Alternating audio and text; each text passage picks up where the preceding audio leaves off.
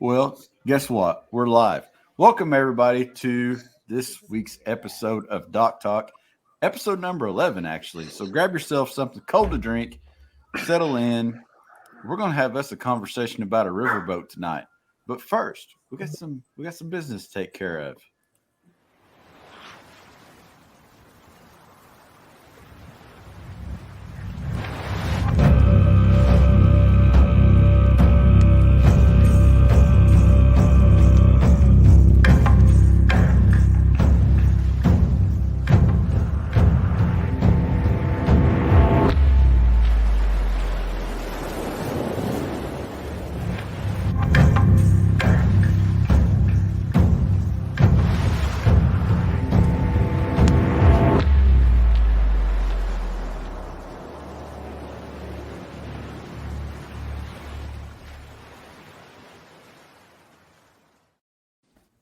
Welcome back, everybody.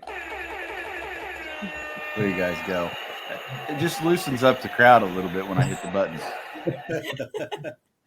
The real question is, do you guys think at the end of it says Jerry, like off the Jerry Springer show? There's been debate. We're not sure. So let's go around the room here before we show this little promo video and let everybody introduce themselves, where you hail from. And yeah, so whoever wants to get started, I'll let you start off. Don't everybody jump at once. Y'all know I won't shut up. I've been told I talk too much anyway, so I'm going to let her start. There you go. Just tell them. Tell them who you are. I just usually sit here while he's on these things. I don't ever talk. Hi, I'm Angie Funk. And I'm Chris Funk, and we're from UCLA, the upper corner of Lower Alabama. And that's Scout and Ember barking over there to the side of it. Chris, if you want to do it, Brady Bunch side, you're on that side. You go ahead, Chris. All right. Here you go, do that. Fair enough. I'm Chris Payne, and I am in Central Texas. So north of Austin, south of Dallas, if that helps you guys orient a little bit. Nice. I'm Jean Wilson. I am in North Florida near Tallahassee. Been with Jackson Kayak since 2017. And I think that was all you wanted, right? Yeah. One of you Graces go. Give us some grace. All right. Well, I'm Sheldon Grace, originally from near Dothan, Alabama. I live in Auburn now, so a little bit further north, but still in South Alabama. But, yeah, I like to fish small rivers. That's kind of my main thing. And, yeah, that's pretty much it.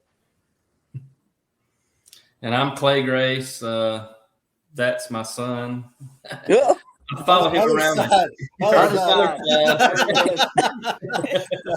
Not him, or not him, not him.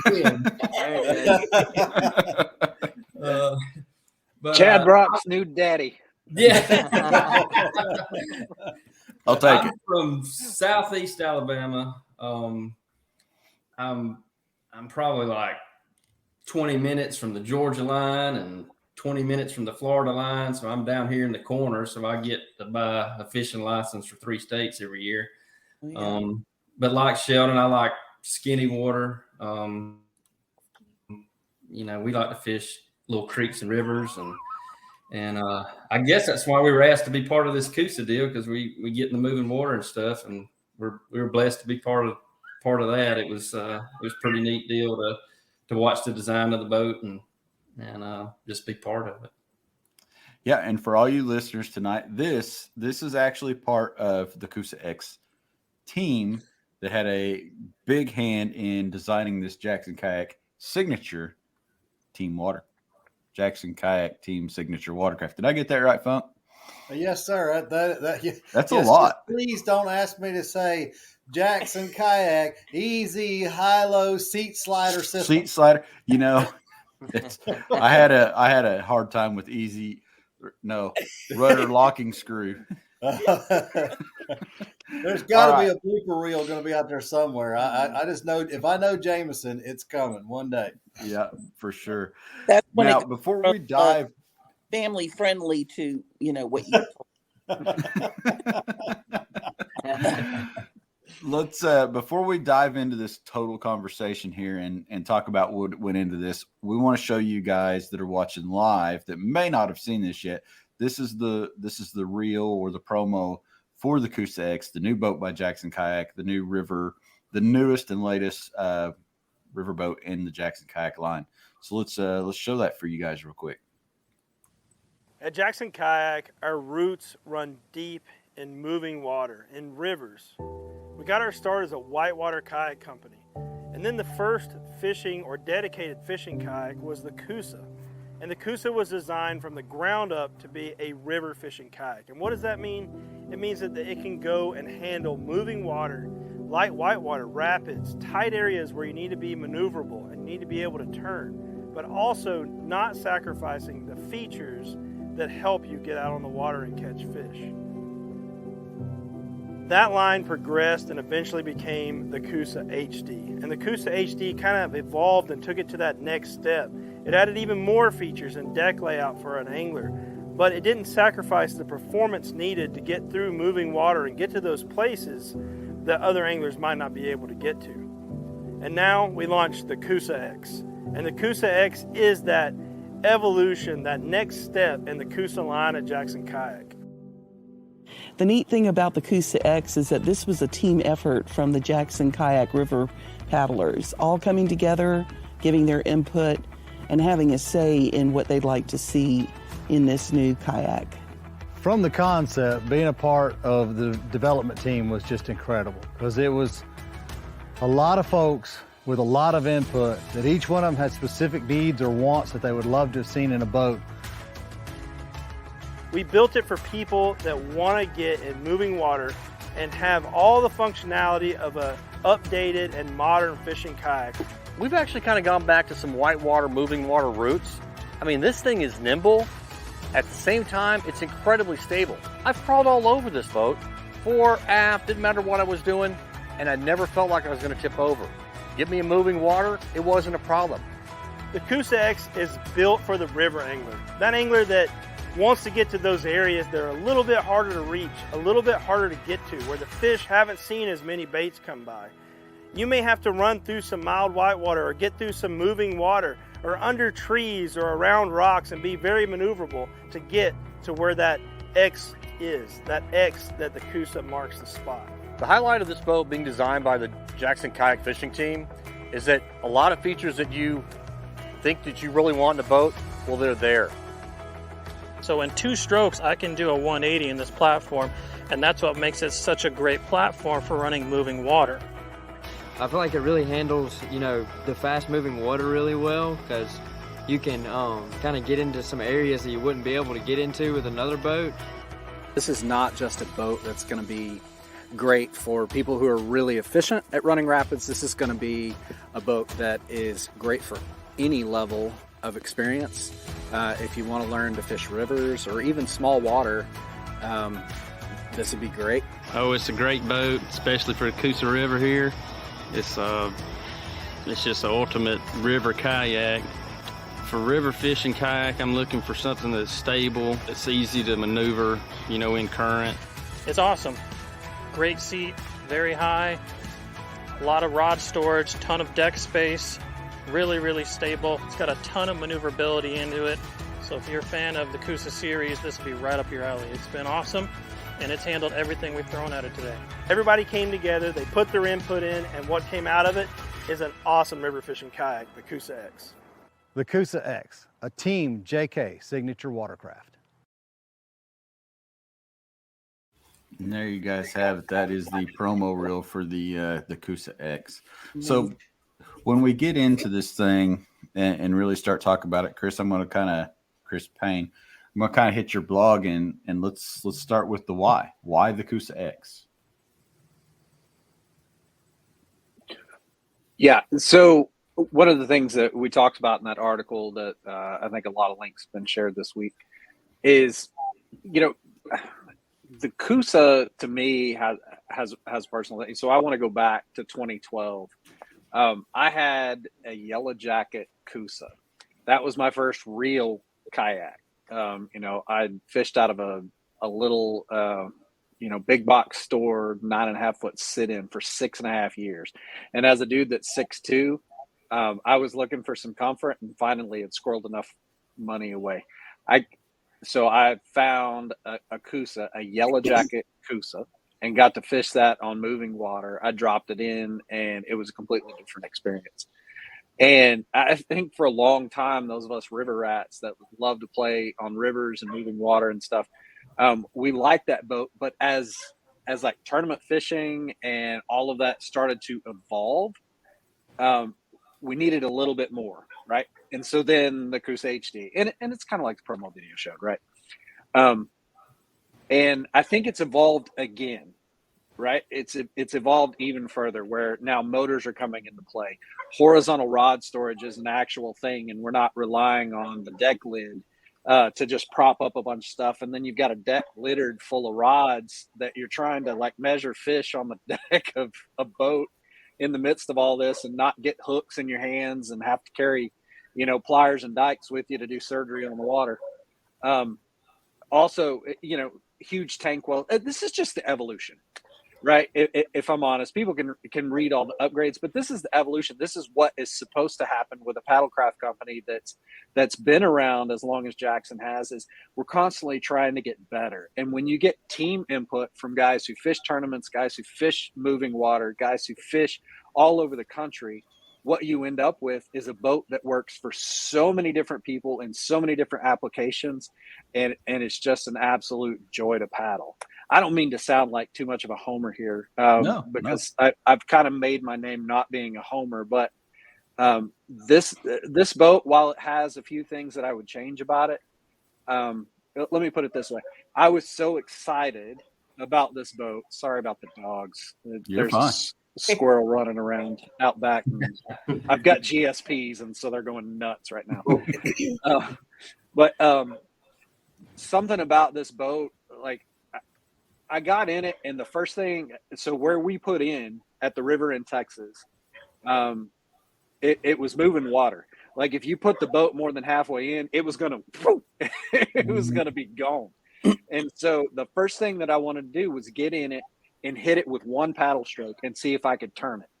Right? If I could do a 180 with one paddle stroke in that moving water, that's what I wanted to see. That was the test, or else I was just going to get out of the boat and be like, okay, this one doesn't work for me. I'm sorry. It'll be great for everybody else. And I got in there, and man, I hit that paddle stroke and it turned around, and I was having so much fun. I hit it with two paddle strokes and was 360 in it. And it's kind of in that video a little bit. But the camera guys were like, what is this nut job doing? And I was just turning circles in it, like the teacups at Disney. And they're like, what is he doing? I'm like, I'm testing it. That's what I want to know. I need to be able to spin that thing around in the back of moving water and hit that eddy and be able to hold it in place, like with a good hull. Like that, the hull was the most important thing. And if they're like, Jackson excels at hulls. That's what we do. Moving water has been the thing. We started with whitewater, and that's why we know moving water, right? We started with moving water. We didn't start with, flat water, deep water, moving water. It's in our DNA. And so this is just what I consider the third generation of evolution for moving water fishing kayaks. So, and I think on the sides of the hull and everything, you can really see the whitewater influence starting to come into that hull.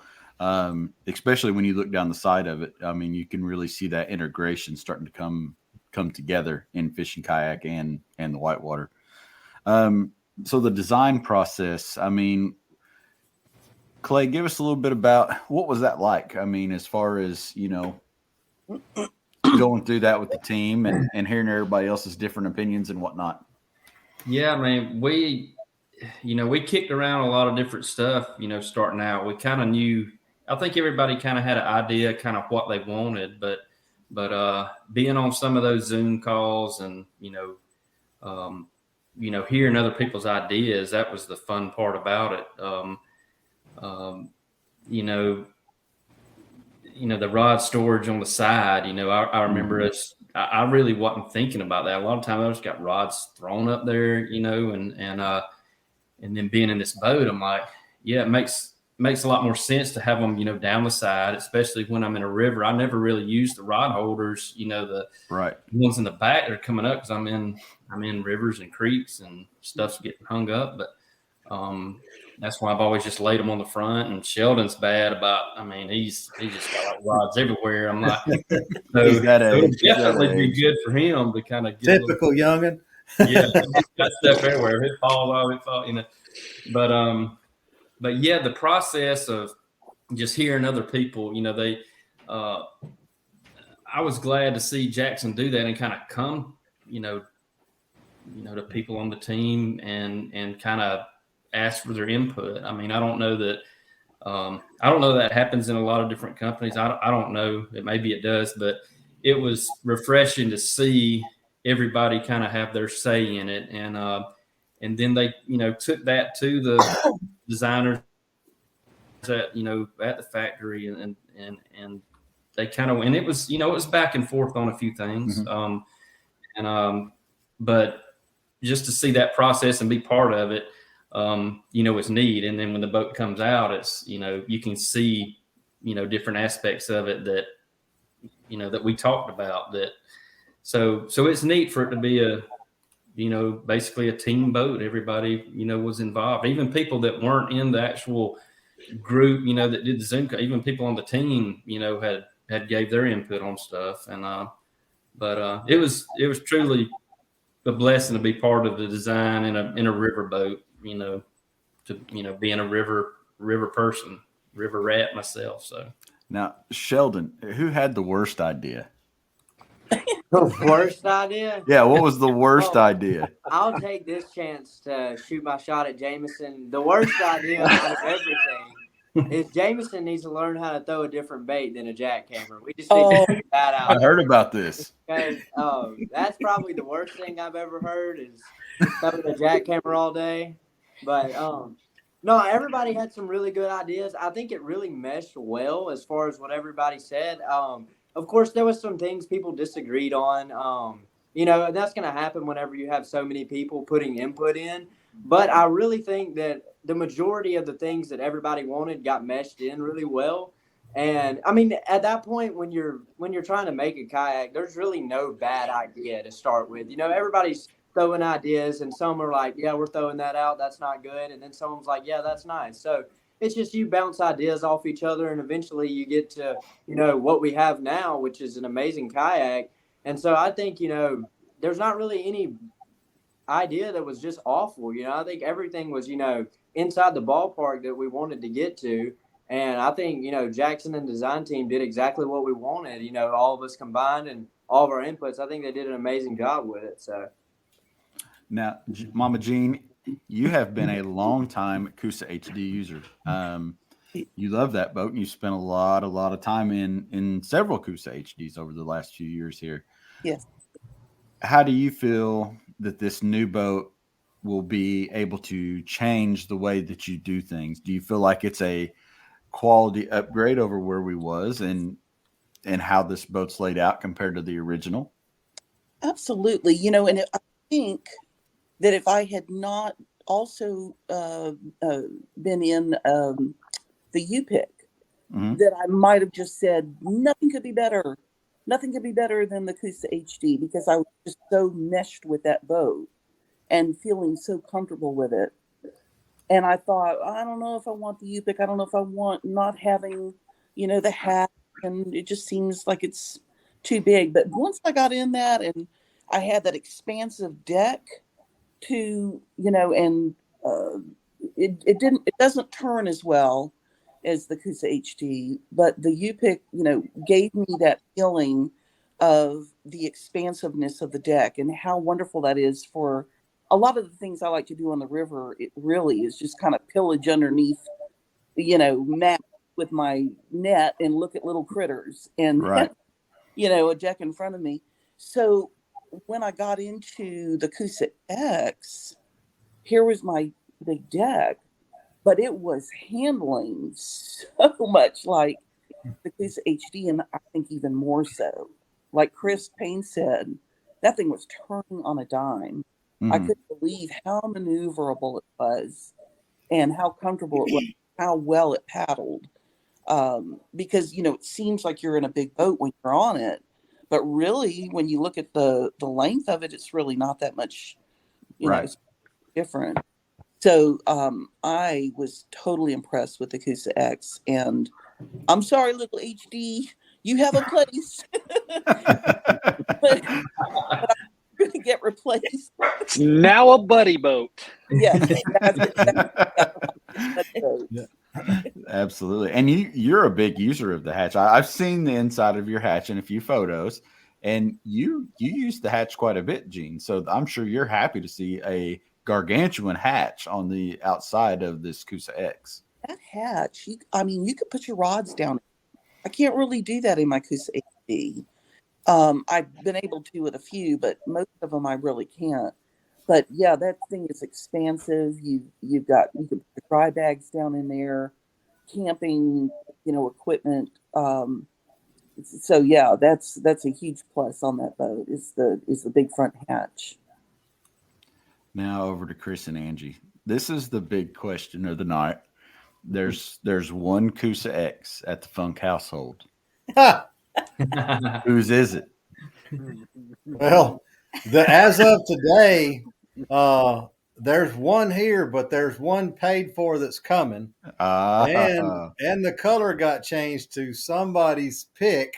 So there will be two here before long. We will not have to worry about it. I am a smart man. Keep the bride smiling.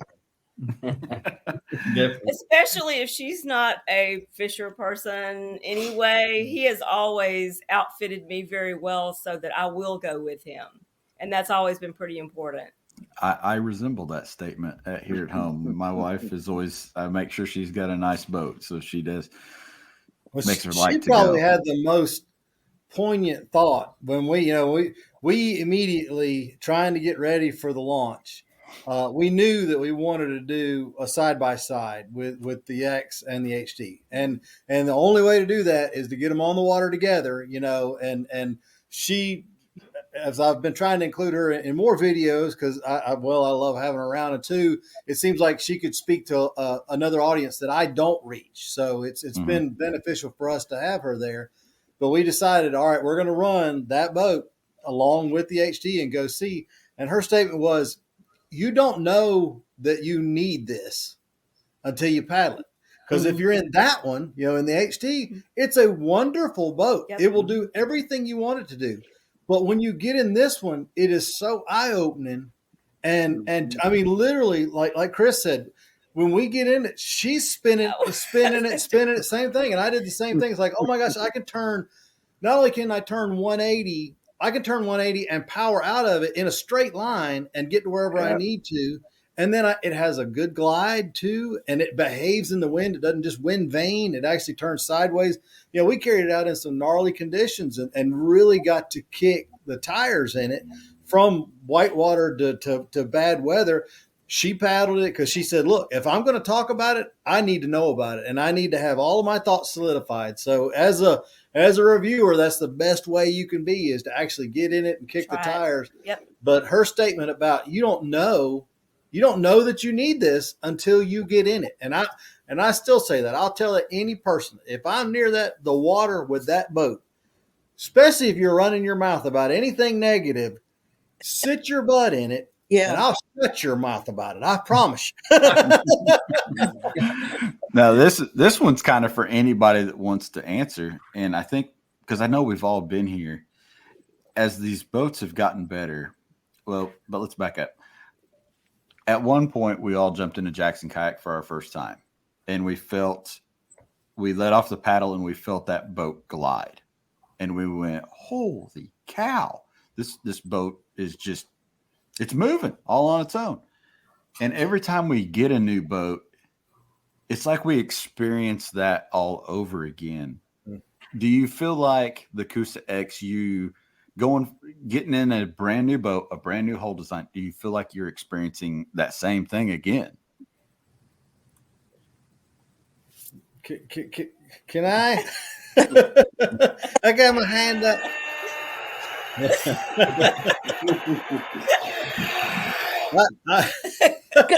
Chris. I was so blown away from it because it's like, I don't think about the Coosa line as a big water boat. I don't think about it. Even though I did 50 miles in the Everglades in the HD, I threw a cast net, for mullet with sharks swimming around me. And it was that good of a hull that it was capable of doing that. It wouldn't be my first pick to do that because I think of it as a riverboat.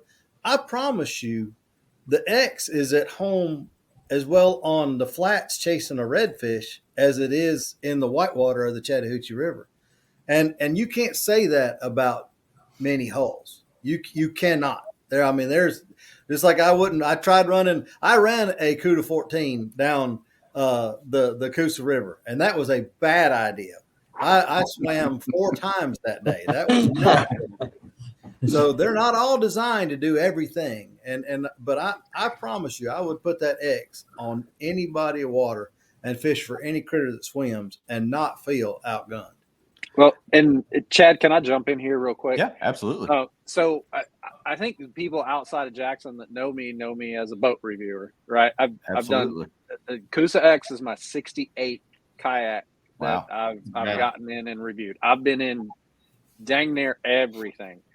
And there have only been 2 boats of those 68 that I got out of a demo and was like, I have to own that boat.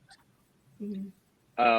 One of them was the newly redesigned a few years ago, Hobie Outback when they changed it. And this one, the Coosa X is, and I own a NAR, but I didn't get out of that boat feeling like, oh my God, if I don't have this right now, I'm going to have some kind of heartburn. Like I was like, this is a great boat and it does this and this and this. And I like this and this is great. But the Coosa X, I was going to steal it from Richard Penny and just not let him know. I was like, well, I don't know what happened. And then he would check my barn and he would find it. But I had that much of a reaction to being able to play in that boat, being able to fish in that boat. I fished in its side saddle. You can see that a little bit in that promo video because I wanted to test it for my people that are fishing saltwater down at the coast that are fishing in 1.5 foot of water. Can I sit side saddle in this, touch my feet to the ground and hold myself in high wind when I'm fishing in super shallow water? Yes. The answer is yes. And I got off of that. And the first question, Jameson, I know I have a different boat on order. What do I need to do to change that? Because if I don't have this boat, I'm going to hurt. And if I have to, it is, okay, here's the other thing.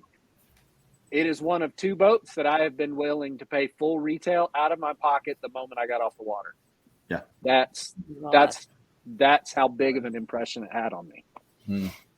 Yeah, and I can kind of attest to that. Just being on the factory floor the day we took the first one off the line before it took off to you guys down in Alabama, you just looked at it, just sitting there. And I think pictures do a great job of showing the boat.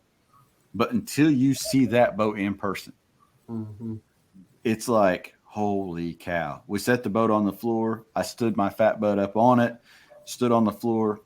There ain't no give. It was like, holy cow. And it was just like, yeah, I said the same thing. It's like, I need to change my order. I need this boat. And Pierce Funk knows this, and Gene knows this as well. You gonna have to pry my Liska from my cold dead hands. There's a competitor. Yeah, there's a competitor now. Talking about these trips you guys took, obviously the boat left Jackson Kayak and went straight to the heart of Alabama, the Coosa River. You guys jumped in it. Let's talk a little bit about that trip and what you guys endured down there. Whoever wants to go and start off on the great family adventure. I mean, we're just the Brady Bunch here having a Brady Bunch conversation. Talk to Sheldon. He's the only one that caught fish. Wait a minute. I seen Jameson holding one. Are you saying? Jameson wore him out. Jameson wore him out on the Coosa. No. Wait, hold on. He caught the biggest fish on the Coosa. He did not wear me out though. Okay? He caught the biggest one. We'll give him that. But whenever you throw an 8-inch bait for 3 days straight, you're gonna catch the biggest fish. Okay. But I will tell you that Sheldon taught me a lesson on my own river, because I am not a jerkbait fisherman, and that is one thing that I have had a hard time doing. And I watched him spank my butt for an entire day catching on the jerkbait. And so the next day when we hit the water, you better believe I might be dumb one day, but I ain't gonna be dumb too. And so the next day I followed up, and I had to watch him to learn what to do with it. I mean, I didn't even know how I was supposed to act with it. But by golly, the second time I caught fish, and I was proud of myself for picking up a lesson on my own river. And the funny thing is that me and Clay are the most likely to just play around with 3-finger brim while everybody else goes bass fishing out of the whole group. But I kept waiting on that big bite from Miss Jean. We're gonna get her back up here and get on it too. But the best part of that trip was the people on this call. I promise you that was the most fun. I enjoyed the heck out of it. I know our trip over to the Coosa started at 7 that morning, didn't nothing up till 10:30 that night for us, and poor Clay still had a couple hours to drive home. So that was a long day, but it was good memories. And that was the third. That was the third day too. The third day, yes, sir. Third day in a row. Yes, sir. That was a bit tiresome. And that's what we said. That X that's the treasure. That's the treasure sitting right there on this. Those friendships.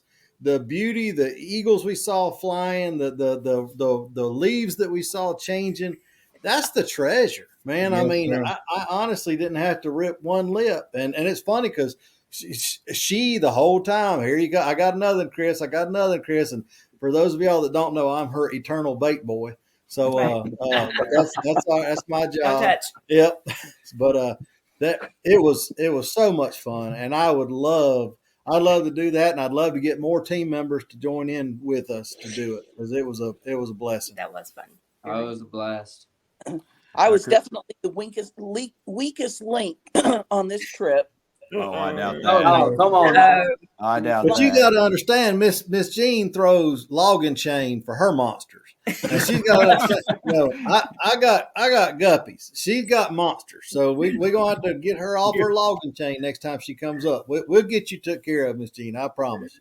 It's not necessarily the size of the fish, because I was really happy with the fish that I was catching, even though they weren't big monsters. I don't always catch a good one. Yeah, I did. Caught a good one. Happy with it. But part of it was that I was not used to those moving waters. Right. These rivers are slow and lazy, with eelgrass up to the top, which acts like a drag chain. Right. And, so I'm puttering around, and I can stop when I want. I can cast where I want. I can look at gear when I want and not have to think about it. But as soon as you get on the faster water with rocks that can throw you over, let me tell you about that. That's a whole different ball game. It really is. As soon as I got into that Coosa X, I felt really confident.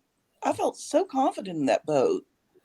So, I think that I'm kind of the same way as Chris Payne saying, I need to have a boat that can go from river to lake to inshore, coastal, creeks, and, out on the flats. And I'm really thinking that boat is going to shine. Now, Chris Payne, you just got back from you was actually out with the road trip angler crew, doing filming for the first episode with the new Coosa X. How was that adventure? And you had TNG out there and TG canoes and kayaks. So I don't know of another dealership that is as much of a bunch of river rats as those guys. If the water ain't moving, they ain't fishing it. They know moving water boats, and we fished on their river right there by their shop. That's why they have their shop there.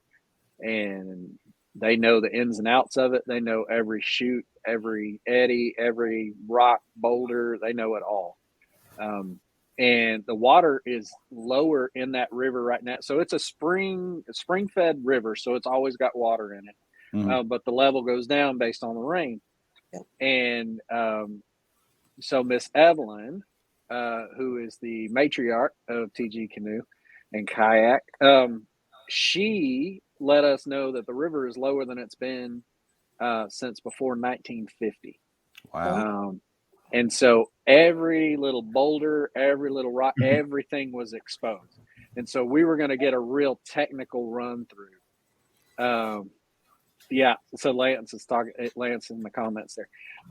So Dwayne and Alex, father and son that were out there with us with TG Canoes and Kayaks, they put it through the paces, and they have names for all these different, kind of danger places. They're not dangerous if you know what you're doing, but if you don't know what you're doing, you're gonna go swimming. And what was great about it is, well, first off, now I understand why Jameson had a jerkbait tied on when we started the day.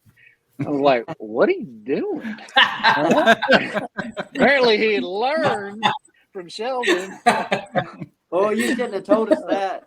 We're gonna rip into him now because he wouldn't give it up for 3 days. I will tell you, he threw that thing for about 10 minutes, and then he tied on a jackhammer and threw that for most of the day. But what was cool about it is, so we had moving water, class 1s and maybe a class 2, like maybe. So not super like what I would call, complex as far as the amount of water pouring over. But the tight technical turns you had to do, like it was playing ping pong. It's like left, right, left, swing out, kick past the eddy, dig, and then turn like 180 degrees the other way and shoot down another chute. And we're talking narrow chutes. So 48 inches wide at the most for some of these things. So you've got to hit it just right, and you've got to be able to turn that tail in, or else you're going to be playing bumper cars with these boulders.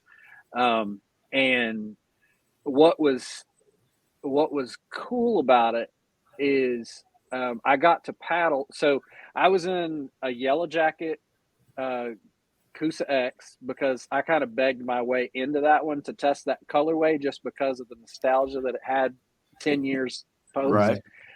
For me. Richard hadn't even been in that boat yet. So I was the first one to paddle that Yellow Jacket. And I know that just broke his heart, but I was like, I don't really care. I'm going to do it anyway. And so I got to paddle that for a ways. And then I had to leave a little bit early because we were thinking, maybe 4 or 5 hours on the river. We get into hour 7 and I've got an hour and a half drive back home, and I've got to get to a concert that my kid is doing. And so I had to call Miss Evelyn and say, hey, can you pick me up? She's like, yeah, I can do that. And they worked all that out.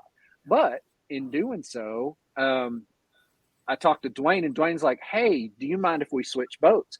Dwayne was in his Coosa HD, and then he was going to paddle the Coosa X the next 2 days when I wasn't able to be there. And I said, yeah, that'd be great. And so we swapped boats. And so I got to test on the last bit of technical water, the Coosa HD, after testing technical water in the Coosa X, and feel the difference on the same river, on the same day, in the same conditions. And that ended up, unintentional consequence, but it really just solidified for me how different the boat is. Even though a lot of people may not think it's that different, but if you're paddling one and then you paddle the other, it's like Miss Angie said, yeah, it's eye opening for sure. Yeah. I can remember, I've just got one little quick story. I remember the first time I knew, I spent 2 days there on the Chattahoochee, and but the first time I really knew that boat was just going to really excel in water was Miss Angie was right below me. Me and her were kind of over here beside some rocks. Yeah. He hooks into a fish. Chris is down here checking out because we saw a fish jump. I think it wound up being some drum or something in there. and he had kind of went downstream. It's a pretty good little run there. It's not any like white water, but the water was moving right there, like 4 or 5 miles an hour. I mean, it was moving. And I just had a good vantage point. And when he's coming back to her, he was coming over there to help her with her fish. When he's coming back to her, it looked like Michael Jackson moonwalking across this shoal out there. It was like he wasn't even paddling hard. It was just, and I could see the water just coming by me, and he just gets right back to her, no problem. And I'm like, that right there is pretty cool. I was in a good spot to be able to see that. And the boat just, there's not very much of it in the water, to be honest. And it just, the way that hole is, it just excels in that type of water. And even if you're in, where I fish down here, it's more technical, like what Chris was saying, but the maneuverability is going to be good, because it's smaller creeks and stuff like that. But the water can get to running pretty fast. But I do a lot of paddle ups, from I'll put it in Atlanta and paddle up. And the HD's really always been a great boat paddling upstream to me, and this boat is just going to be even that much better. So that's what I'm excited about, is being able to get in there and do some paddle ups. Yeah. And I want to add one more thing, Chad, because I know we've talked about maneuverability, and I've probably said that more than I should have. I definitely think that's worth mentioning. But the other thing is a lot of times when you have maneuverability, you lose tracking. And that has not been my experience with this boat. You have maneuverability, but it tracks well. On our Texas River that we fish down here, we had some flat stretches, right, where the water kind of runs off and then you've got a flat stretch. And so we're able to basically just kind of boat race these things and just dig and see how they do. And I remember on the original Coosa, way back when, a decade ago, we had what we called nose walk, right? It's great for moving water, but when you paddle straight, I mean, you're walking like a Zara spook. This boat doesn't do that. This boat has a good keel in the back end of it, but it's not something that keeps you from being able to be maneuverable. And that's, quite frankly, that's some kind of wizardry to be able to get a boat that you can spin, but will also track straight. Like, you don't see that much. And I think that's kind of been lost a little bit because a lot of people put motors and pedals on everything, and we're doing it too. But for somebody who wants to paddle a boat and doesn't want to have to fight fatigue, and they want to be able to turn and they want to be able to fish moving water, but they also need to be able to paddle a straight line, like if we're down at the coast or something like that, I don't know one better. Yeah, one thing I was going to say about it, I know Chris Funk talked about this. Me and him talked about this before, but you can trim that seat forward if you want it to track really well. And that's one of its, biggest strengths is if you're in a fast-moving river, you can, trim it back, trim that seat back where you can turn it really fast. But if you want to go somewhere on a still body of water, like where Miss Jean fishes, per se, you can trim that seat up a little bit and make it track really well. So I think that's like, a big positive with this boat. That's a good point. Now we got one audience question. I'm gonna throw it up here real quick. How do you guys compare paddling the Coosa X versus the Liska on a flat water situation? Well, I'd say I started out in the OG Coosa, and then my next boat was the Liska. So I fished the Liska after I got out of my OG. And I haven't been on much flat water as far as, where we took the boat. Most of it was moving water, but there was some flat areas. And I think, like I was saying, it just tracks really well, which is one thing that the Liska does as well, is it tracks really well. But I think you get that that positive of being able to fish the faster moving water more effectively with the X than with the Liska, per se. So I think that's like a positive. You kind of get the best of both worlds, whereas the Liska, I don't think it excels in the extreme fast-moving water like what you can do with this X. Well, and I know, Chad, you saw the picture. Some folks have seen it of the entire team. Right at sunset, the last day on the Coosa River, and there were 2 Liskas, the U-Pick and the Bite out front, and a Kilroy all out in front of me a good distance away, and I was in the X. And, I stayed back because I wanted to take the picture, but y'all were, 150 yards, 200 yards out in front of me. And they never checked up. I mean, nobody's worried about Chris, so but they just kept going. It was getting dark. But I thought you're right, and it was a long day, and that was after 9 hours of paddling, so we were all whipped. But I was able to catch up with all those boats without having to kill myself. I mean, I picked up speed, caught up to them, and tracked right with them. I think as far as effort goes, it's no more effort to paddle one over another. I would think if I primarily fish still water, the Liska would be, a wonderful choice. Mm-hmm. If you spend any time in moving water, I believe I'd lean toward that X just because it can do that and do them well. Yeah. It's not like you're not even it's not a trade-off, honestly. It can do both of them. The Liska is still a wonderful boat, very stable. The stability, is especially primary stability is wonderful in that boat, where the Coosa X has a little bit less primary stability, but still way enough to lean over to release a fish or fool with anything in the rod tubes or and not feel like you're going over. And then once you stand up, oh my gosh, that thing it's like standing on a runway. It was amazing to me. So I know it's like apples to apples on those, but I would say if I fished more moving water than still water, I would lean toward the X. If I fished, mostly still water, the Liska, you're never going to go wrong with a Liska. But that X is going to cover every base. It's going to cross every T and dot every I in every freshwater body of water that I know of anyway. Yeah. And I think, from a guy who was not here when they launched the Liska, I think what you have to think of the Coosa X as is it's a Liska plus. Mm-hmm. Right. So all the great things about the Liska, it's that plus the ability to do moving water, plus some of the new features that are on that boat. And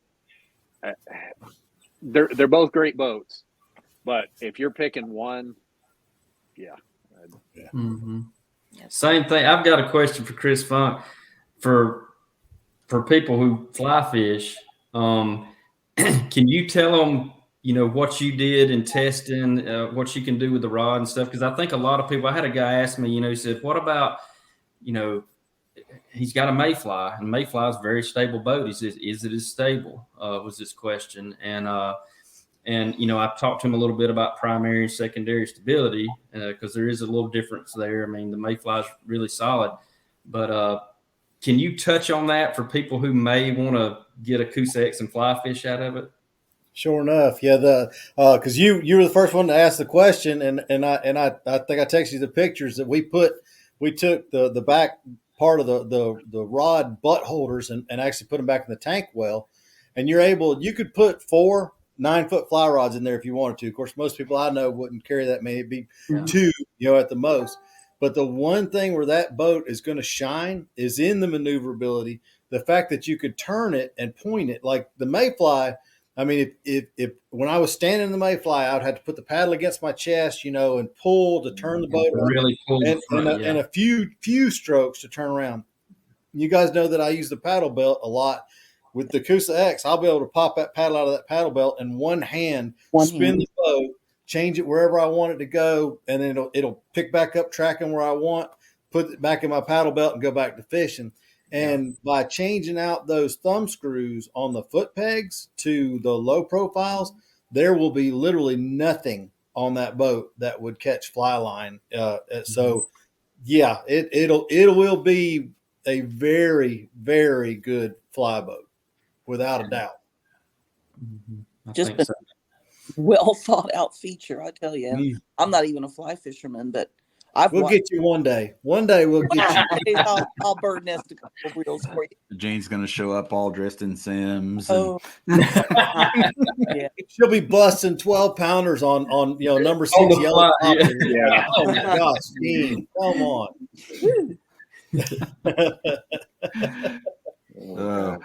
Now, I forgot what I was going to say. How about that? I was contemplating and it went. Deuce. It's been a long week. We launched a boat this week. It's been a little bit of a week. Well, and I've had discussions with people on, a couple of things on my channel that we've talked about has been, not only is that tank well up front, the hatch, it's larger than the HDs, and the opening, Angie's pointed that out. The opening is larger than the HD, so gear goes in and out of it better. And I've had one person say, I can't believe it doesn't have a rear hatch. Well, I'm sorry, the rear hatch on most boats are useless. They're, to me, but having that tank well with the ability to strap, the tank well's huge. I mean, you could put a body in it. You could, whatever you want to. Maybe a deer. Let's go with a deer. Yeah. Okay. I didn't say what kind of body, Chris. The barrel would show it too. Yeah. But then be able to strap over and strap that gear down, and then have all the inside room. And then on top of the front deck, you could put more if you wanted to. You could stay away from the house if I made her mad enough, I could stay away from the house for 3 months and never have to worry about coming back. So for that aspect of it, that's also another facet of the diamond that is the Coosa X. Yeah. I think one of the questions that's come up a lot that you've seen, Chris Funk, and I've seen, I'm sure you guys have all seen it too, is the weight and portability. Yep. It's kind of like this, I don't know, and you guys tell me what you think. It's 2022, almost 2023. They make some really cool kayak carts that are not badly priced. Mm-hmm. If you're still dragging your boat with the cam strap down a hill, you don't have to do that anymore. I will say though, Chad, that I talked to Matt that's at the factory, and I had an HD, and dragging an HD is a lot easier than dragging OG Kilroy, a U-pick. I mean, you've got a keel up there, it kind of digs in. So just, that boat performs well in the water, but it also performs well on the land when you're dragging over stuff like a lot of us river fishermen have to do. It's kind of banana shaped. And when you put a line on it and start pulling it, it really doesn't feel that heavy. Because we were making a few runs there, and I helped Miss Angie get her boat up some of those shoals, and I didn't even have a strap, and I'm just grabbing the handle and pulling it up, and it's pulling way easier than my U-pick, to be honest, because just the way the design of the hull is. So I think that weight thing, people are going to say, stuff about that it's heavy, but when it gets in the water, it's not heavy. And even dragging it, through some areas to get to the water you want to fish, I really don't think it's going to be that bad. Same thing, dragging it over a shoal. That's what Matt had told me. He said, I kept thinking I was going to start hitting something, but it drafts so shallow. He just, never even had to get out of the boat. He just kind of pushed his way through places. Yeah. And don't forget, ergonomically, that, every one of us picked that boat up in the parking lot and guessed less than what the actual production weight is. True. And the boat that I have is about 7 or 8 pounds heavier than what a production boat is going to be, because it was poured extra thick and, checking in plastic. So we all guessed less than what the production weight is on a boat that weighs 8 pounds more than what the production weight is. True. So that's saying something now. And because you guys know, I was the one that I fought for a lighter weight boat and loudly. And I knew that they were going to scream and holler whenever it came down to it. But I got to admit the thing is, and I said it, if you add everything if you add a brush guard and a winch to a truck, it adds weight. You add a trailer hitch to a truck, it adds weight. You add 4-wheel drive to a truck, it adds weight. There's literally nothing that you could add to the Coosa X. I mean, it's just totally loaded. It's bristling with stuff. And each thing that gets added adds weight, but it's all usable. There's no fluff on that, at all. It's all usable gear. I think that's a good segue to this. The Coosa X is not gimmicky. No. As the HD was before it. The HD before it had some gimmicky things in the hatch and, different things like that. The Coosa X, what you see is the ultimate riggability of a kayak with the tri-track and the way that it's set up. We didn't give you any gimmicks, I think is fair to say, wouldn't you guys?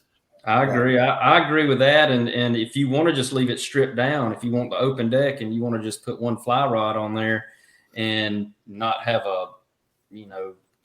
anything even in the tank well, and you just, because a lot of times I'll do that. I just take one fly rod, maybe my camera and stuff, and a little box of flies, and just go. And I don't have to worry about all the other stuff, a rod shooting out everywhere.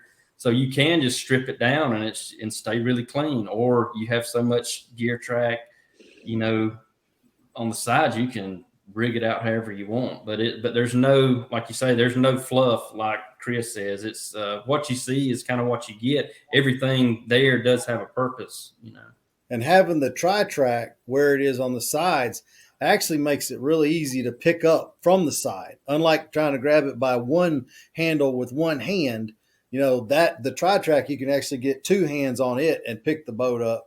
And it's pretty easy to carry on its side. It to me, it's as easy to carry on its side as the bite is toting on by one hand, and the bite's 20 pounds less than it is. So ergonomically speaking, the weight doesn't show up near as bad as folks think it will. Because trust me, I know several of us have had big rigs in the past, and lifting big rigs up and putting them on top of trucks was part of the reason I've always fought for smaller boats. And then the funny thing is, you end up with the Take Two that weighs more than what the big rig did, but it's actually easier to pick up than the big rig was. Yeah, it's a lot of it has to do with balance and ergonomics. And I've carried the big rig up a set of stairs, and it wasn't all that fun. Chris Ritchie wants to know. I picked it on the wrong thing. He wants to know if you can deliver his Coosa X to Missouri for him. Oh, sure. As soon as it warms up, Chris. Yeah. Oh, top 5 podcast. I mean, that's just for me more than anything. Cheers to you. Cheers, Dad. I'm telling you, part of what we don't see is all the stuff that happens behind the scenes.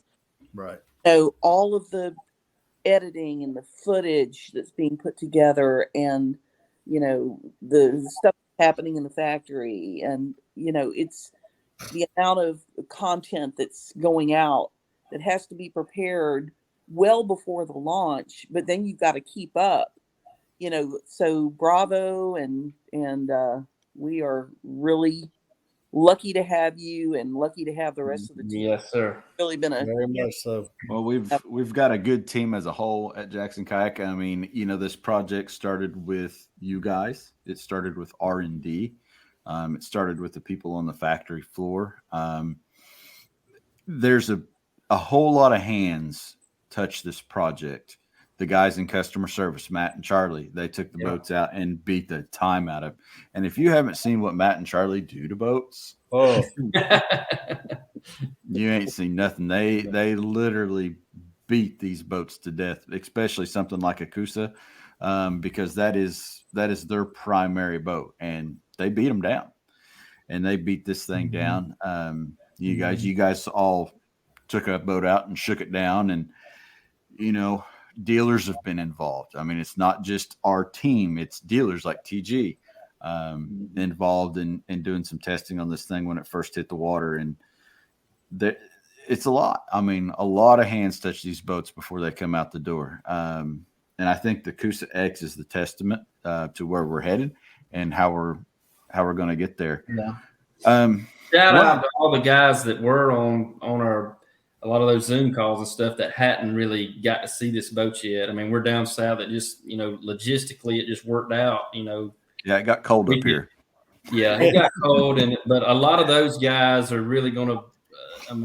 They're going to put it through its paces too in their areas. And a shout out to all of them. I'm not going to even try to name one of them because I'll forget somebody, but they know who they are. And I can't wait. I'm kind of like Chris Fugg. I think he's excited for some other people to get a boat too. Yes, can't wait. And then poor Jameson, who was bouncing all over the country driving these things. I mean, man, I know when he did the walkthrough, I talked to him later on that evening, and he's like, "I hope I didn't look tired." I'm like, "Dude, you look wore out." And I said, please get you some rest. Stop talking to me. Go to bed, please, right now. Because you need it. Or human or what? I mean,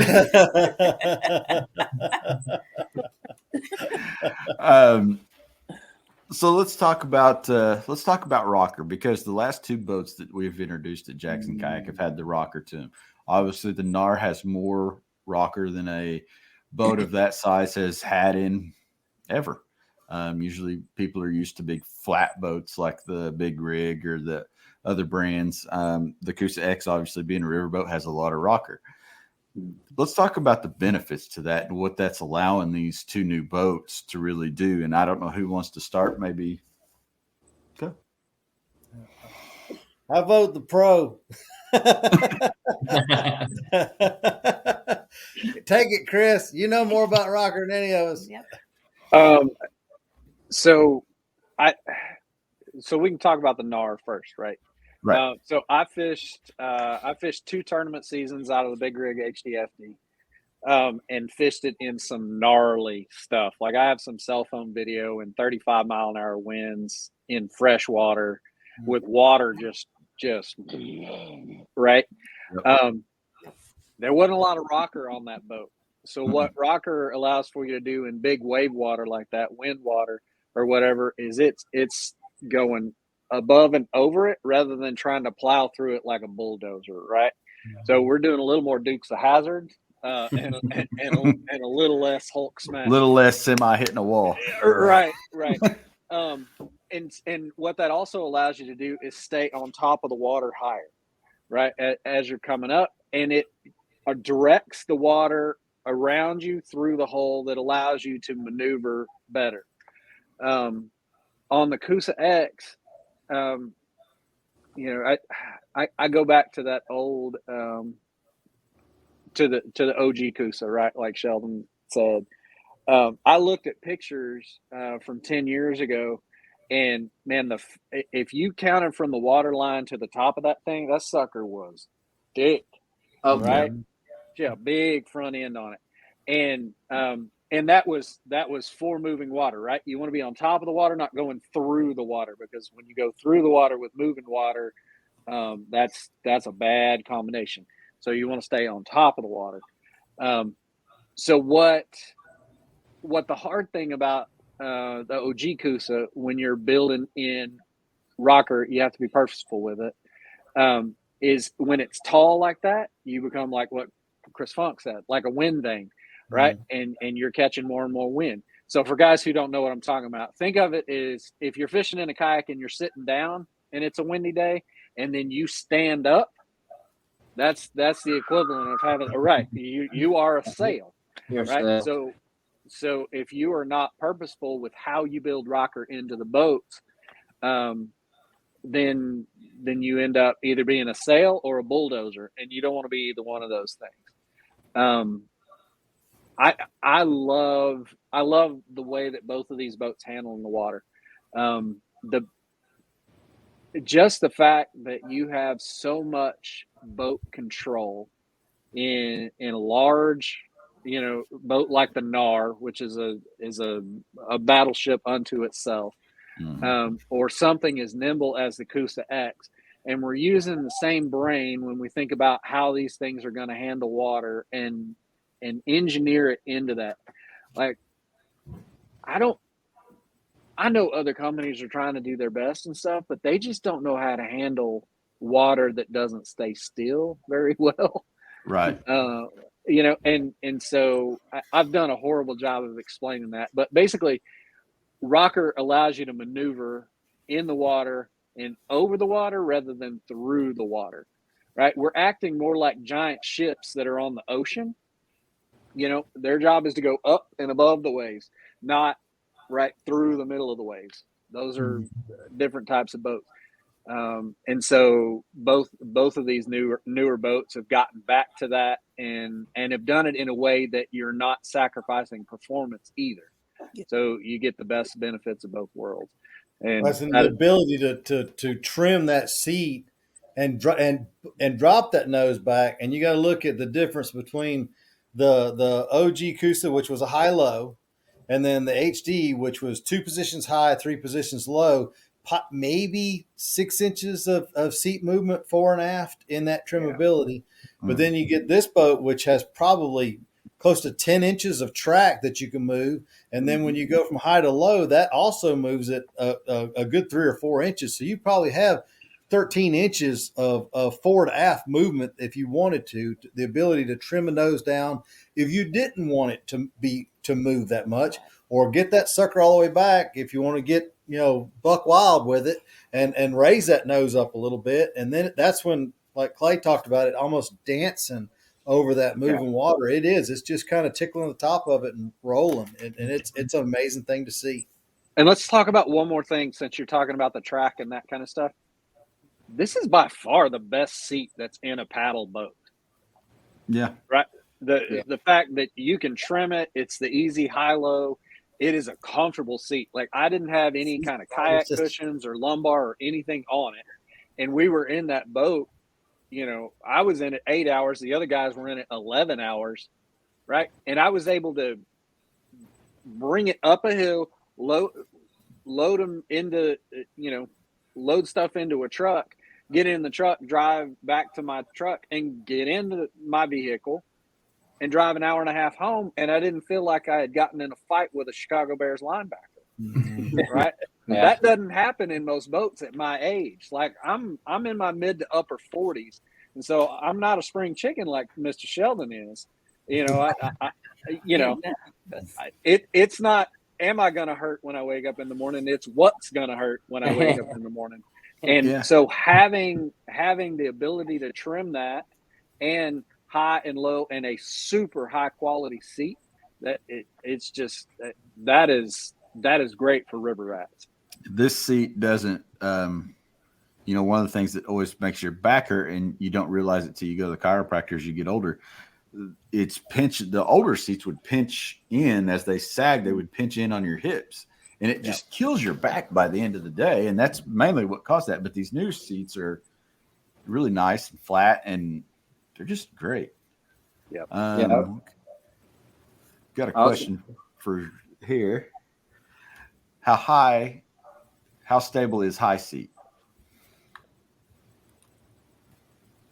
I'll start. I accidentally ran the first 3 sets of rapids in the high position and didn't even know it. I had to make a conscious effort. I should probably paddle this in the low position. But the ability, so if you are familiar with moving water, and you like to edge around, moving water and eddies and stuff like that, and like that control, like that kind of hip feel, like you'd have in a whitewater boat or something real low to the ground, like a Ferrari type, feel to it.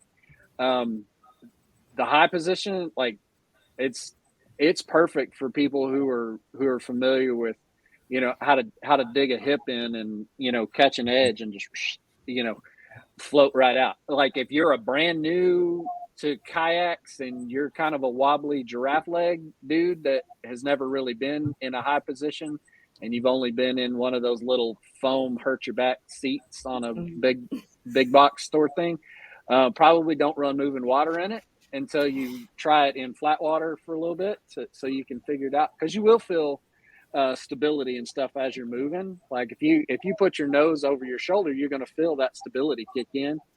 But like, I ran those first 3 sets of rapids in the high position, not even realizing it. So yeah, it worked.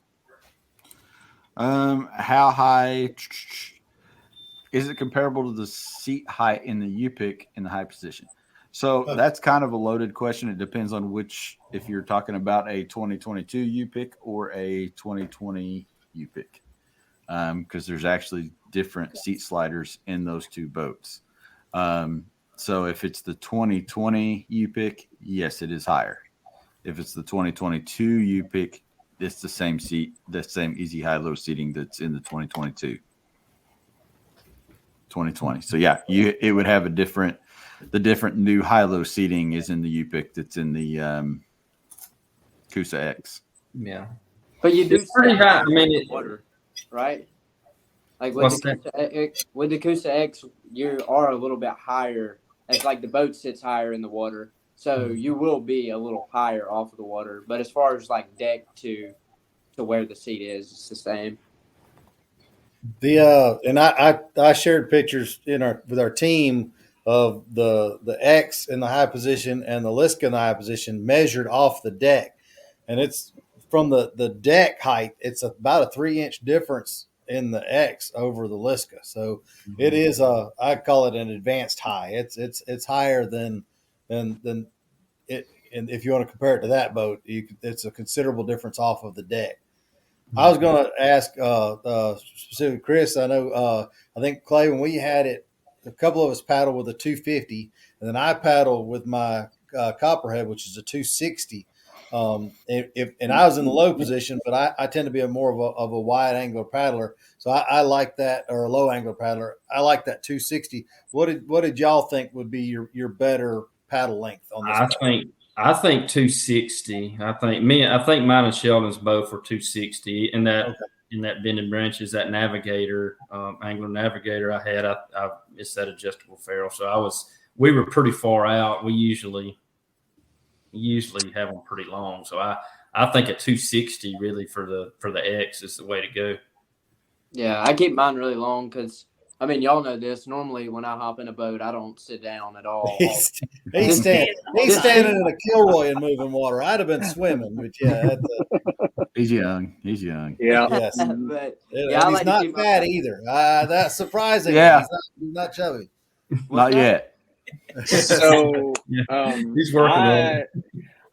I guess I am the short man in the group because I make a habit to test every boat that I'm in with the exact same paddle. So since 2015, I've tested every boat I've had with a 240 centimeter Bending Branches Angler Pro, the same paddle. And I paddled it in high and low and didn't feel like I was busting my knuckles. I never hit the side, the gunwales. And I think some of that is personal preference, whether you kind of got a higher, something, if you're sitting down, I think, sometimes it's when you don't, you really, it's kind of different, for each person, I think, how long your arms are and stuff. So, well, and you see, some paddlers will be, they're only moving their arms. And then some paddlers are moving their core and doing like they're supposed to. And the ones with the cores probably get away more so with that shorter paddle because they're moving their entire body to get away from the side of the boat. True. And I guess for me, I go back and forth from really good form to I'm just being lazy to go over and fish, But I know like she had the 250 and then swapped over my 260 and was much more comfortable with that. So I guess that's something that folks need to be aware of that with the boat kind of find what you like. Of course, you should do that with every boat that you get, no matter what you get, that the good paddles make a big difference, and we definitely like what we've got. Mm-hmm. Yeah, I think bad habits or consistency, depending on how you spin it. I think the rule of thumb, like if you're in a 36-inch boat, you really need a 260 paddle, regardless of the boat, just in general, right? Just as a rule. But I'm a stubborn old goat, and I like consistency. That way I can't say, oh, well, it was a different paddle, so the boat performed different. Like I want to reduce as many variables as I can, and having the same paddle for every boat. I even paddled the NAR when I paddled the NAR instead of pedaling the NAR with that 240. So that's a little bit more of a chore, but it can be done. Tenfold. So you guys got any questions for each other? Any others? When are we going to get together again? Mara, Thanksgiving, we're all coming over to your and Angie's house. Did you know? Get the turkey ready. See you next week. Y'all can be there with her. I'll be at work. And what are you getting with the one that you just ordered? Say again? What color is Angie getting? The playa. That's what I think. She saw it on that live walkthrough, and she's like, because I had the yellow jacket. That was the plan. And but when I saw that, and I could hear her, she's like, "Oh, that is gorgeous." And I'm like, "Well, It's I know all it needs to happen." So Did Jameson not have a playa when he was with you guys? no, there was only No, one. there was only Yeah, one when he yeah, left. he the left first the time. only one with me. Okay. So yeah.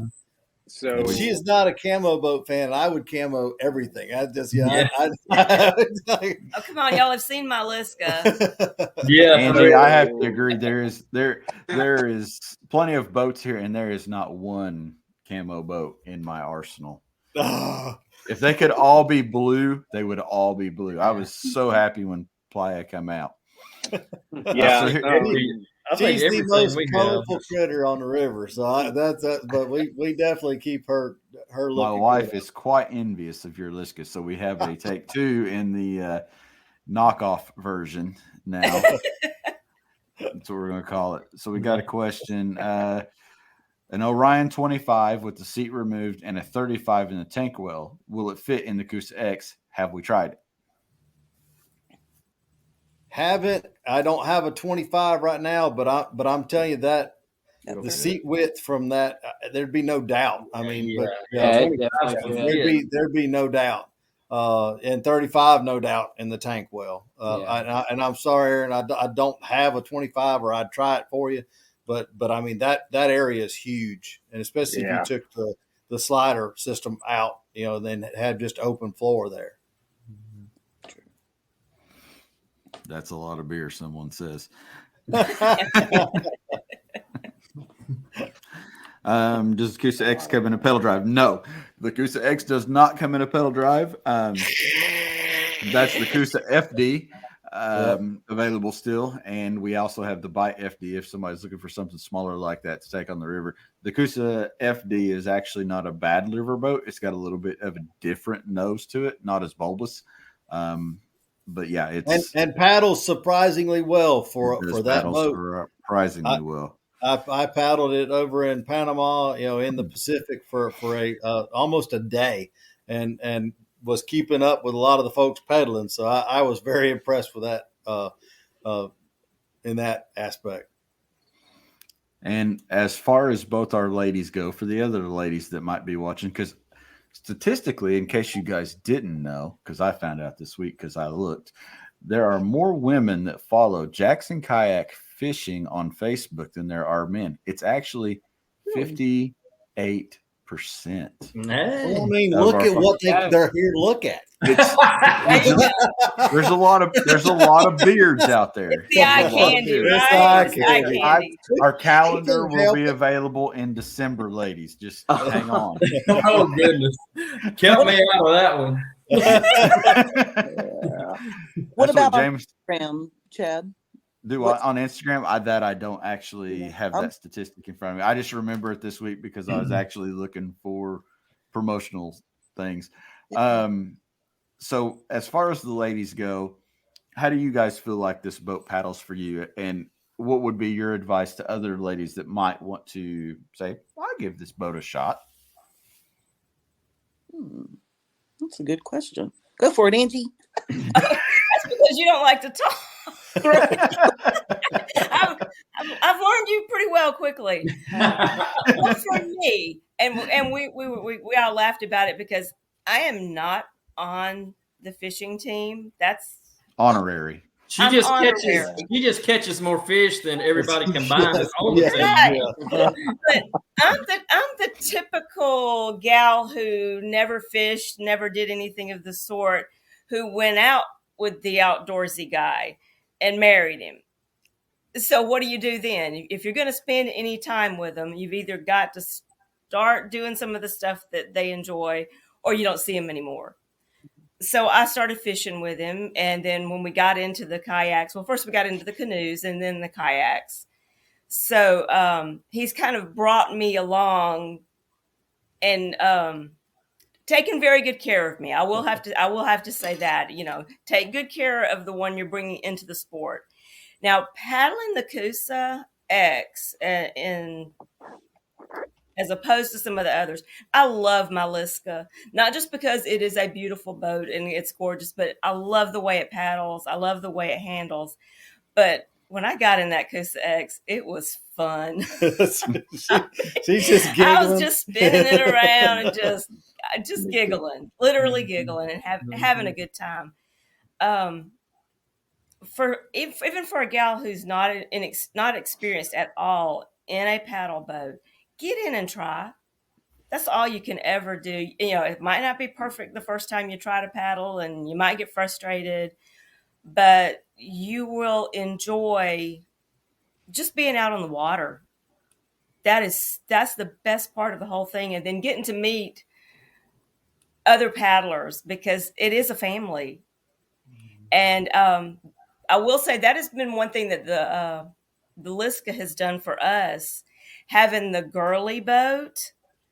I have lots of little girls that will come up to me when we're, putting the boats out, and like, "Oh, I love your boat." Well, while I'm talking to them about paddling, usually Daddy comes up and starts talking to Chris, and they're getting into the more serious conversations. But here I'm having a chance of getting a little girl possibly interested in one day getting on the water. Mm-hmm. And that's exciting to me. And that's one thing we like to do as a couple, is to take families out and to introduce those little girls to paddling. Yeah, that's awesome.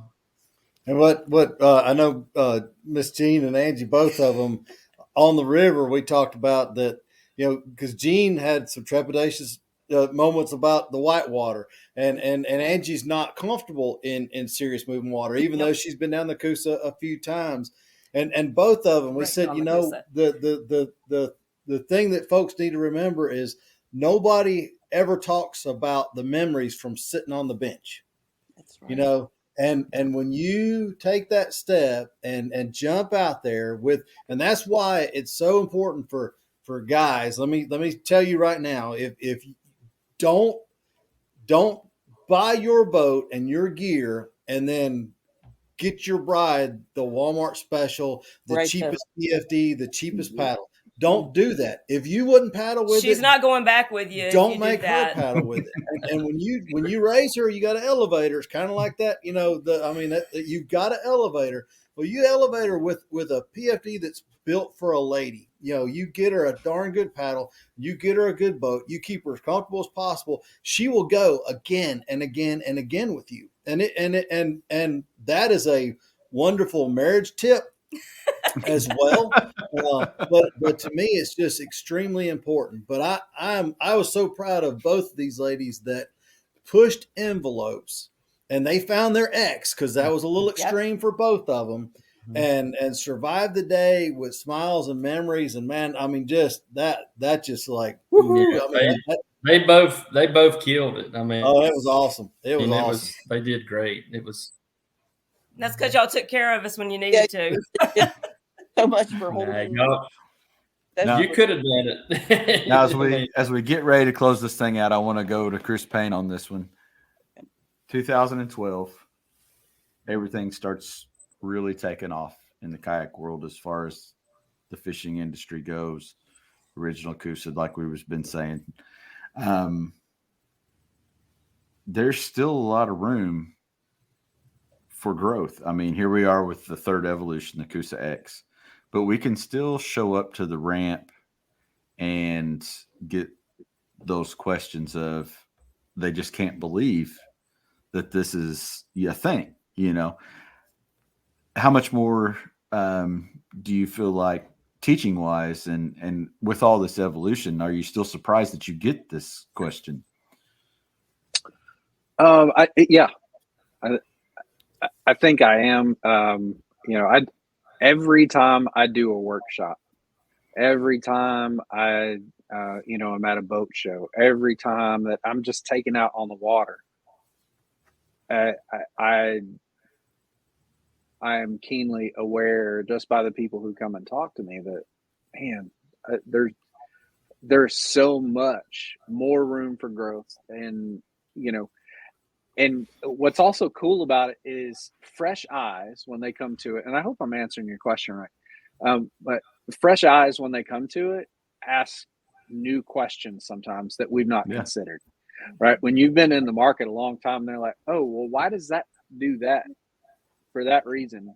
And if our answer is because it's always kind of been like that, maybe we need to kind of reevaluate Mm-hmm. some of the sacred cows that we have in the kayak design world. Why do you have frame style seats? Why don't you use Bumbo style seats? Why do you use, and that's hyperbolic, but why do we do the things we do? And I think that's the thing that I love about Jackson, right? Is we started with the OG Coosa, and then we went to the Coosa HD. Now we're at the Coosa X.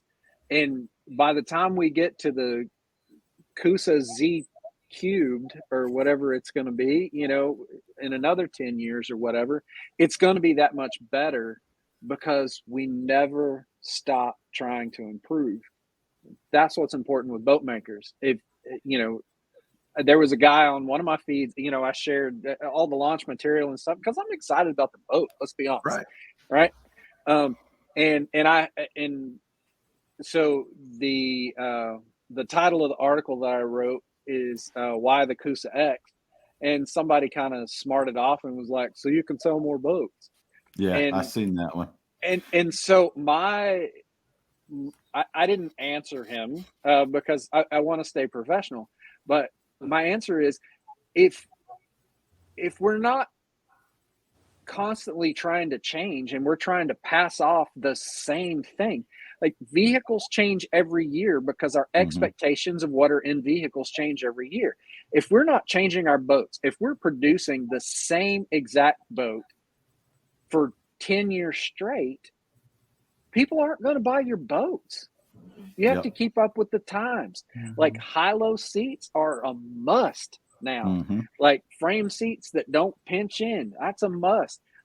For river rats, the fact that we are just now really getting to horizontal rod storage in river boats, that's probably 10 years overdue. We're like, well, just stack them on your deck. It'll be fine. We put these little notches here. Yeah. Well, 10 years ago, that's what we did. That's not really. And that's one thing. That's one thing on the design team that I'll be honest, I never really thought of that. But some of these tournament guys, and stuff, and when they first said that, I was like, I really didn't even really know what they were really saying, to be honest. But they're talking about getting that rod kind of inside the gunnel there, where on the HD it was on top and kind of exposed, and they learned that from being in these other boats and even the NAR and stuff, that hey, these rods need to be right here, and that's really and accessible from the water sitting. I mean, not just storing. You need to be able to get to them and change and put them back in while you're sitting. And this is very doable for that. Yeah. Yes. Yeah. Absolutely. I'm with you. I didn't think I needed that. Because a lot of times I've got stuff thrown, and I'm kind of minimalist. I don't really carry a bunch of stuff a lot of times, but it's going to be nice to to have that, because there's been, I've broke rods. You got one hanging off the end out here, and the HD, you could put a rod in there, but it's not like rod storage like we have on this X. It's actually really protected inside the boat, not going to fall off if your strap comes undone or something like that. It's secure, and coming down some rapids, it's good to have that. Or if you're dragging through a laydown in a little creek and you just want to put your stuff up and get over the, get through the stuff. So it's an advantage to have it there. And it's something that I really, when people start talking about that, I'm like, well, that's a good thing. But now seeing it, it really is a nice, add on to that line, as well as some of the other stuff. You can get into other stuff, the hatch, the hatch and the HD in the back really wasn't that big. You could fit a dry bag or something in there. And I saw where somebody said, a kayak camping type of kayak needs to have a hatch in the back too. But that front one is so big. And I don't know what all Chris has tried to put in there, if he's really tried to pack it out. But if you were, like he said, he could go for a while, if he got kicked out the house, you could fit quite a bit in that front hatch. And let's two different camera bags, our lunch bag, and a drone up front, and it didn't even fill up half the space. Yeah. And then the beauty is all that water that we ran in those 3 days of punching through and over stuff, and not one drop of water got into that opening. Not one. And rumor has it you also hauled a Jameson Redding. Oh, that was sitting on it. Yes. That's a We could have left him on that rock out there in the middle. Yeah, we could have. But now we've got the pictures, and stranded. there's like a Disney tune to it, and it's like a whole new world. You know, Yeah. it's just wonderful. I might try to make a reel. I wish I had video of that. I just had pictures of that. I don't know. You but already got me dancing on the riverbank. those pictures that you and Angie did for Valentine's Day last year, I would love to redo that, but have like you and Jameson in there. Yeah, I tried to get him to do the Titanic pose on the front of it, but they weren't for it. Yeah. No, that's a lot of good answers, and we're excited about the third evolution of this Coosa X and the Coosa line. So as we close out tonight, I want to let you guys each go around the room, thank anybody that you need to thank, and tell them where to find you on the Instagram, the Facebook, the YouTubes, whatever it is that you do. We'll start with Mr. Clay Grace, and we'll just work our way that way. Well, first off, just like Chris Funk said, it's about the people, and it's really not about this boat, to be honest. I mean, it's a toy, it's something to play with, but really the memories that we make, and getting to spend, without sounding too sappy here, but just getting to spend 3 days on the water, with Chris and Angie, and Gene and Jameson and my son, and we were lucky enough to have good weather. I mean, that's the memory. That's what I'm going to remember, about that part of it. And so it's really about the people. I like these Jackson boats. But one reason I'm in a Jackson boat is really because of the people. If you want to know the truth, it's an added element to it. It's, I've just made friendships, over the years, and it's just good people. I don't know how to say it. And other companies have good people too, but it's just jives good together. So, I can't, it really doesn't matter what they come out with. I'm probably going to be in a Jackson no matter what they have. Even if they kick me off the team tonight, I'm probably going to be paddling. Well, you're all in jeopardy because you're on this show.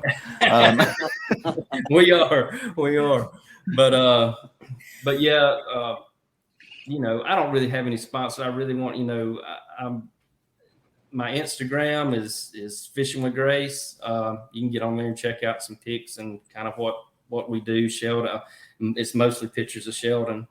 But I like getting out with the family. Some of my greatest memories are fishing with him and my brother. And when COVID hit, my wife, she really wasn't a lot else to do. So she started going fishing with me. And now I'm really run a guide service that I get paid nothing from, just paddling her around and letting her throw spinner baits here and there. And I'm kind of in the back of a DT a lot of days fishing these little creeks, but I wouldn't take anything for it. It's a lot of fun, but it's really about the people, and thanks for having me on. This has been fun. I'm glad you enjoyed it. Mr. Sheldon. Man, I gotta tell the ladies where to find you. I got a good one that's here right now, so he's in there studying as we're talking, so we're gonna stick with that one. But smart man. But anyways, no man, the biggest thanks I gotta say, I mean, that man right there, I mean, everything that he's done for me. That way. Is it that way? Yeah. That way. Anyways, just him and my uncle, just them really introducing me to fishing, just kind of, really helping me grow up, you know what I mean? Just like they introduced me to kayak fishing and fishing in general, and I just wouldn't be anywhere without them too. And so, I don't know, it's kind of eye-opening. It's really a blessing, when you get to fish with your dad and your uncle, have a good relationship with them, and share that common ground of fishing that we, no matter what, I don't live with them anymore. So, but no matter what, we can spend time on the water. No matter what's going on, we always have that common ground. So I just want to say, thank you to both of them. for just kind of opening me up into the kayak fishing thing. So most of my pictures will be whichever way he is. On his Instagram, I kind of have a personal page, but we kind of share that one as our fishing content. But yeah, that's pretty much it. How about you, Mama Jean? Where can they find more Jean? Well, as far as being thankful, like we did that last year for the JK Thankful. Holy moly, this team is kind of, like a big old family. And I am so glad to be with Jackson Kayak. It really is life-changing. Kayak fishing in itself is something you just don't understand until you get into it, that this activity can change your life. But being part of the team has just been such an added bonus for me. So, I'm with Jackson Kayak. I am with Team Orion Coolers. Yeah, baby. And I don't have a close by dealer, so I'm actually affiliated with the Dugout Bait and Tackle in Marietta, Georgia. Never been to the shop, but awesome folks there, and they are a Jackson dealer. They've got demos on site, so I think they're going to have they're going to get the Coosa X there by December 3rd. So if you want to go try out the new kayak from Jackson Kayak, I think it behooves you to get your butt in that boat and take a good path around their pond that's on site there. On Facebook, I'm just me, Jean Wilson. On Instagram, I think wanna do 0817. Does that sound right? Yes, Yeah, ma'am. Yeah, that's sure. it. I think that's you. When my daughter was little, probably 2 years old, she was a go-getter, and she would say, you want to go to the library? You want to do that? You want to do that? So, I like it. It's kind like of it. family thing here. Just look for the 15-pounders. You'll find There her. you go. Yeah. Google 15-pound fish. Jean pops up. How about you, Mr. Payne? So I'm pretty easy to find on Facebook, Instagram, TikTok, at Payne Outdoors. On TikTok, it's more me making like soft plastics, kind of how-tos and stuff like that. So that's a little bit different content, but Facebook and Instagram are all at Payne Outdoors. And that you can also check out PayneOutdoors.com has pretty much all of my reviews since 2012. So we review all kinds of stuff. If it's in the kayak fishing world, we review it. We do all kinds of stuff. I say we, it's basically me, myself, and I now.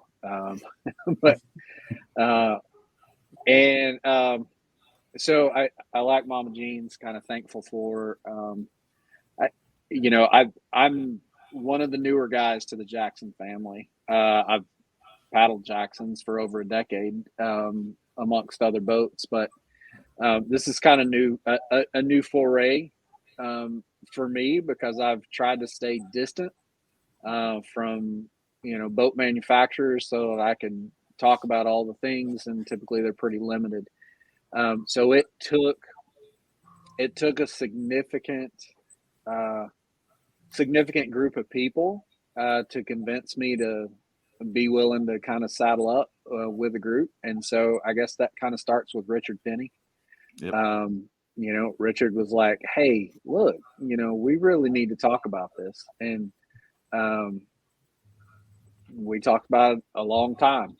I've spent a lot of years with Richard judging tournaments and stuff with KBF back in 2014, 2015, 2016. And we spent a lot of hours together judging fish and talking about kayak fishing. And when I started getting to meet people that were involved with the team, like Dustin Nichols, here in Texas, and Michael and Lance McCorder, and I'm going to leave somebody out, but like all of my Texas guys, and I decided to make the jump.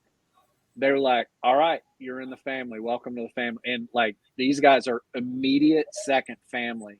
And it's about people first that are also building awesome boats. And that's a different feel than really I think anybody else is doing. I think there are a lot of people who want to claim that, but this is where you see it, right? It's in action, not in words.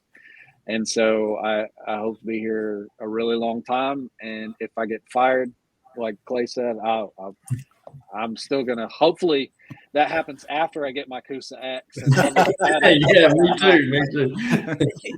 Bury me in my Coosa X. That's my new tagline. We'll be like the man, we ain't freaking leaving. All right, the Funky Tribe. The Funky Tribe. Go ahead, ma'am. You're closer to Chris. Well, for me, you're just going to see me on his pages. That's just fine. all there is to it. I don't do my own posting or anything, but I will be in his pictures. I'm his top model. Yes, very much so.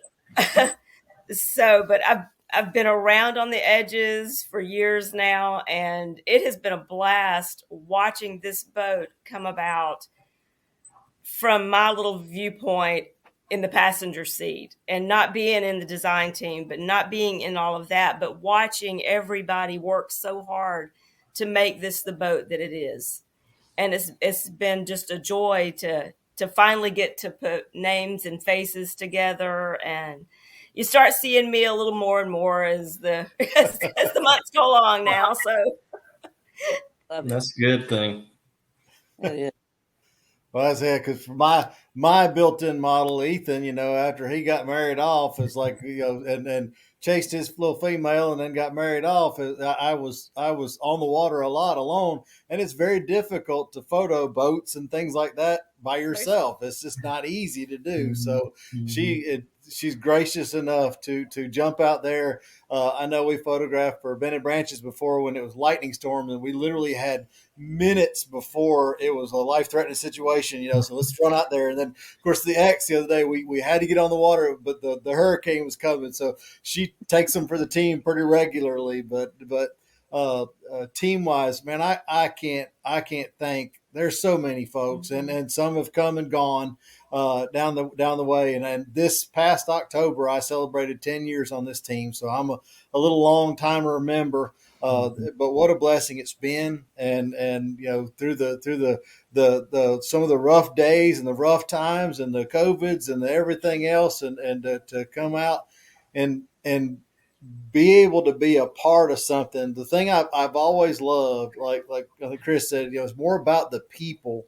And no matter what we talk about a boat or whatever we review, if we're not truthful, then we're no better than the electrons that we're printing our stuff on, And to me, I that is our face and our name, and I want people to be happy with what they're paddling. If you're not paddling, Jackson, I'm going to help you. I want you to be happy with what you're paddling, because the people that are happier paddling are going to infect other people. And one of those people might be somebody that I could talk into paddling a Jackson. And the reason I paddle a Jackson is because I love a Jackson. That's it all comes full circle. So we behoove and benefit ourselves by being truthful, honest, and as big a benefit and help as we can to other people on the water, because every single one of us started somewhere.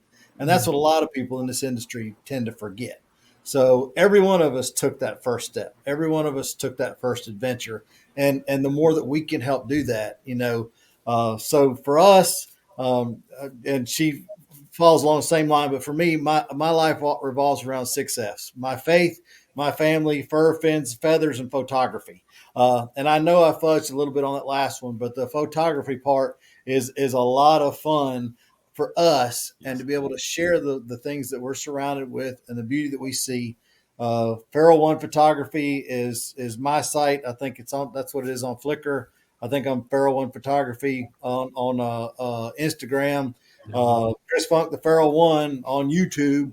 And we do the same thing. We try to help people, because she doesn't look like me. So she's a little lighter. She's a little cuter. She's not as mean. So I've been trying to include her more in videos to kind of bridge the gap between guys that look like me and perhaps they're their counterparts that might need questions answered. So we're doing like, lady PFDs and things like that are really helping to open up doors for other people to get on the water. And it doesn't matter if you got a fishing rod in your hand or not. We go on eagle paddles regularly, eagle cruises. Sometimes we'll just go out and just to have time together. I honestly believe a pair of kayaks would probably be some of the best marriage counseling a person could have. And if you're not married yet, go out and you can survive a tandem. Then you got a good shot of staying married. Yeah, true. So anyway, but yes, thank you guys, and love this team, love being a part of this team, and everything it represents. Well, as we close this thing out, I got a little something special. You guys can't hear it. Oh no.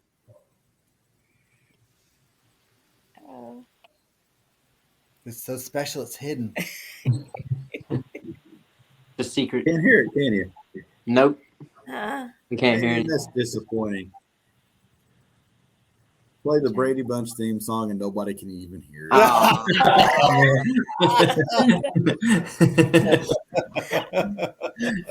So thanks for watching, everybody. We appreciate you. We will be back in action. Of a man named Chad Brock, who was running this very crazy team. So we'll be back in action. It looks like on December 1st, we will have the next Doc Talk. So stay tuned, stay with us, and we'll be back. Happy Thanksgiving, everybody. Happy Thanksgiving. Yeah, happy Thanksgiving. Thanks, Chad. See you guys. Bye.